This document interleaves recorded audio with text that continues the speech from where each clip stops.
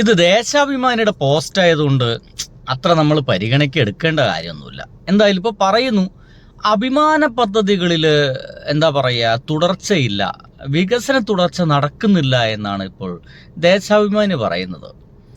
ഒരു മാസമേ ആയിട്ടുള്ളൂ, നമുക്ക് അങ്ങനെ കുറ്റം പറയാനൊന്നും ആയിട്ടില്ല. പക്ഷേ ഈ ഒരു മാസത്തിനിടയ്ക്ക് അവർ ചില കാര്യങ്ങളൊക്കെ ചെയ്തിട്ടുണ്ട് കേട്ടോ. എന്തൊക്കെയാണ് ചെയ്തേ? KSRTCയിൽ സ്ത്രീകൾക്ക് ഫ്രീ യാത്ര പറഞ്ഞിരുന്നു. അതെല്ലാ മാസവും 15-ാം തീയതിക്ക് ഇങ്ങനെ നീട്ടി കൊണ്ടുപോകുന്നുണ്ട്. പിന്നെ ഒരു മഞ്ഞക്കുറ്റി ഇപ്പോൾ പറിച്ചെടുത്ത് കളഞ്ഞിട്ടുണ്ട്. ഇപ്പം അവിടെ കാവിക്കുറ്റി കൊണ്ടുപോയിട്ട് സ്ഥാപിക്കുമെന്നാ പറയുന്നത്. എന്തൊരു ആവട്ടെ, നമുക്ക് ട്രെയിൻ ഓടിയാൽ മതി. പിന്നെ ആളുകൾക്ക് വീട് വെച്ചു കൊടുക്കാനുള്ളൊരു പദ്ധതി ഉണ്ടായിരുന്നു, അത് നിർത്തുകയാണെന്ന് കേൾക്കുന്നു. ഒരു കൺഫർമേഷൻ കിട്ടിയിട്ടില്ല കേട്ടോ. പിന്നെ സ്കൂൾ തുറക്കല്ലേ, അവർക്കിപ്പോൾ യൂണിഫോം കിട്ടിയില്ല എന്ന് പറയുന്നു. ഇതൊക്കെ നമുക്ക് വിശ്വസിക്കാൻ കഴിയുന്ന കാര്യങ്ങളാണോ?